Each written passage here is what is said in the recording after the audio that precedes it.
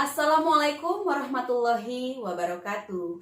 Masih tetap dengan saya Bidan Dani Handayani dan masih tetap tempat praktik saya di wilayah Kebon Pedes, daerah Kota Bogor. Saya merupakan perwakilan dari cabang Kota Bogor. Ya, alhamdulillah tempat praktik saya sudah menjadi bidan delima pada tahun 2016 dan kini sudah menjadi fasilitator bidan delima.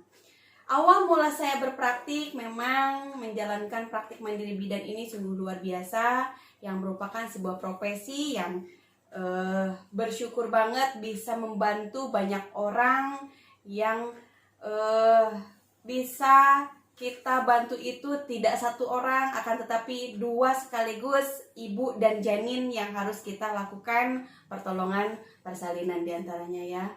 Dan kini tempat praktek saya sudah menjadi bidan delima yang tadinya pasien saya datangnya satu-satu. Dengan adanya fasilitator, dengan adanya kualitas dalam pelayanan yang merupakan suatu wadah, yang merupakan ciri khas dari seorang bidan yang sangat profesional kerja, yang sangat berkualitas, bersahabat kepada pasien dan ramah, itu merupakan suatu wadah yang dikatakan dengan bidan delima. Dan kini tempat praktek saya sudah menjadi tempat praktek bidan delima. Pada kesempatan kali ini saya akan memberikan inovasi sebagai bidan delima dalam memberikan pelayanan atau menangani pasien pada masa pandemi COVID-19.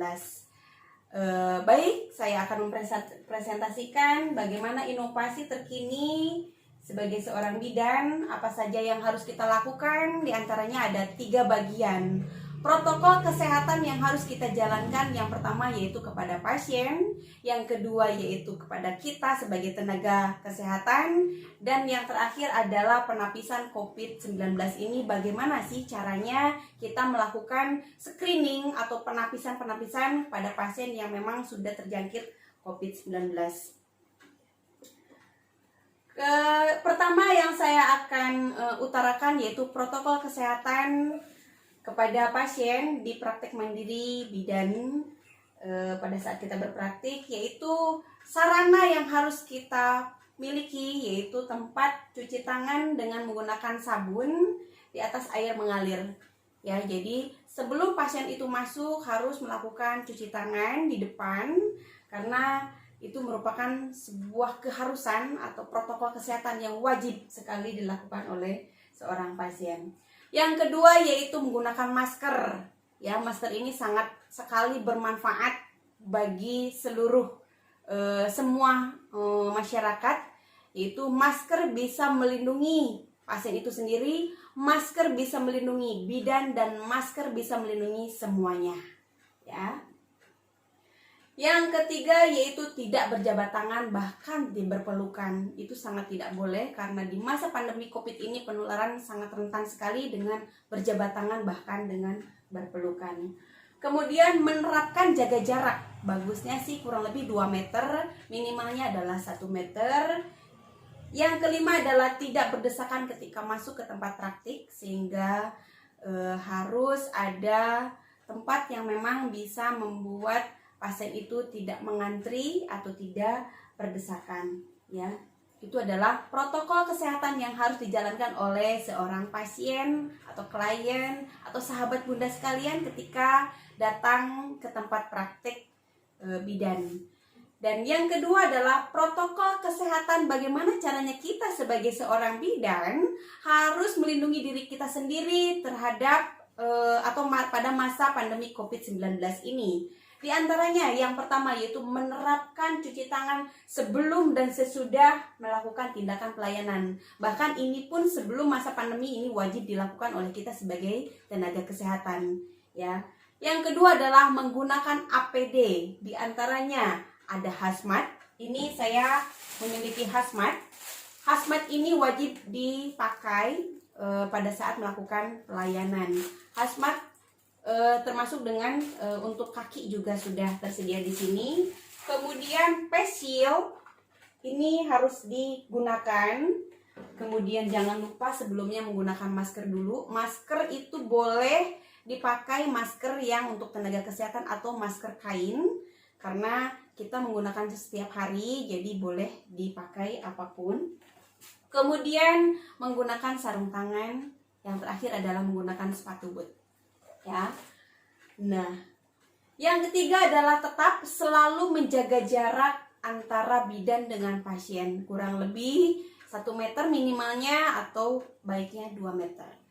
Yang keempat, tetap tidak berjabat tangan, bahkan berpelukan. Jadi kita budayakan seperti ini antara kita sebagai seorang bidan dengan pasiennya.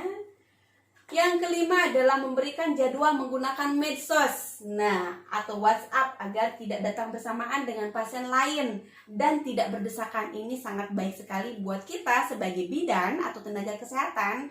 Jadi bisa menjadwalkan pasiennya menggunakan media sosial, WhatsApp. Diberitahukan bahwa pasiennya A ini datang jam sekian, pasien B datang jam sekian, sehingga datangnya tidak serentak bersamaan. Ini bisa mengantrinya tidak terlalu banyak banget dan tidak terlalu ramai. Yang keenam adalah tidak diperbolehkan membawa anak kecil ke tempat praktek. Ini sangat tidak boleh sama sekali, karena anak kecil itu sangat rentan terhadap penularan COVID-19 ini. Yang ketujuh adalah hanya pasien atau kliennya saja yang boleh masuk dan pengantar menunggu di luar tempat praktik, ya. Yang masuk ke tempat pemeriksaan itu adalah hanya sahabat saja atau hanya klien saja, hanya pasien saja.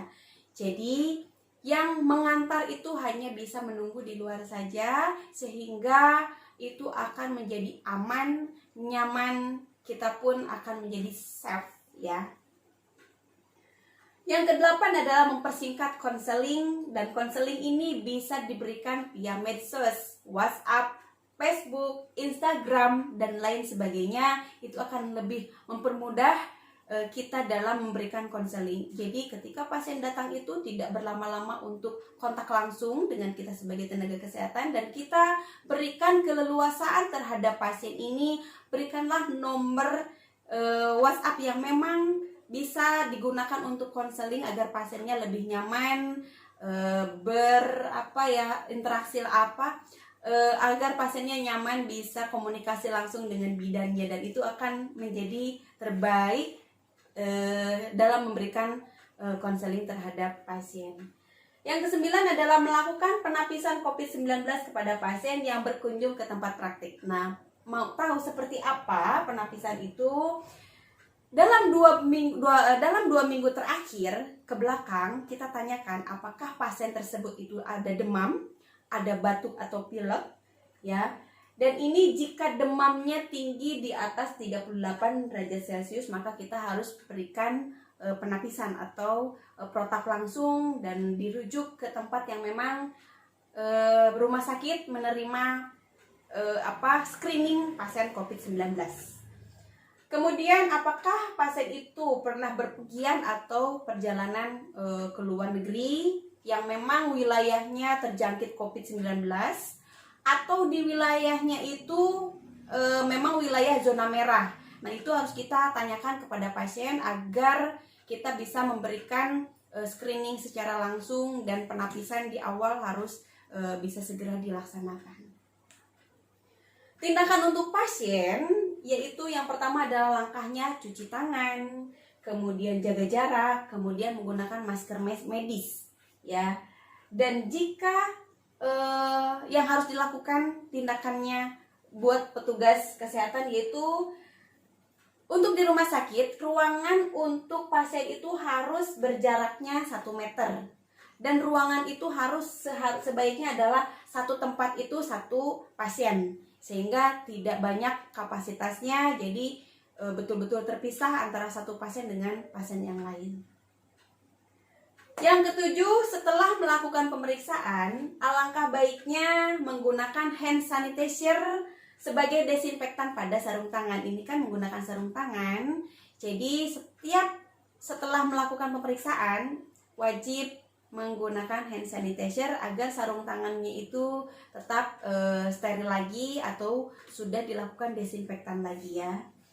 Yang kedelapan adalah melakukan penyeterilan ruangan sebelum dan sesudah memberikan pelayanan. Jadi seluruh ruangan harus disterilkan kembali dengan cara didesinfektan, baik di pintu-pintu atau di ruangan tempat kursi-kursi, ruang tunggu, ruang pelayanan ANC, ruang INC, dan seluruh ruangan. Alangkah baiknya dilakukan desinfektan agar semuanya steril kembali, semuanya siap pakai kembali. Bagi klinik saya, alhamdulillah 3 kali setiap hari melakukan penyemprotan desinfektan, yaitu sebelum buka, kemudian pada siang hari, dan setelah selesai melakukan pelayanan. Itu yang kita rutin lakukan. Ya, itulah adalah inovasi terkini yang saya lakukan di tempat praktik, karena memang masa pandemi ini semuanya harus betul-betul ada protokol kesehatannya, jadi harus kita patuhi semua langkah-langkahnya agar semuanya aman dan terhindar dari pandemi COVID-19. Itulah presentasi yang saya berikan kepada seluruh tenaga kesehatan. Semoga menjadi semangat, menjadi tetap sehat, dan menjadi inspirasi buat semua teman-teman. Dan saya berharap seluruh tenaga kesehatan, apalagi sebagai seorang bidan, dalam memberikan pelayanannya, semoga diberikan kemudahan oleh Allah Subhanahu wa Ta'ala, diberikan kelancaran, sehat, dan panjang umur buat kita semua. Amin ya Rabbal Alamin. Mohon maaf apabila banyak kekurangan, salah kata yang tidak saya sengaja ataupun yang disengaja, karena kesempurnaan milik Allah Subhanahu wa Ta'ala. Wabillahi taufiq wal hidayah wal inayah. Wassalamualaikum warahmatullahi wabarakatuh.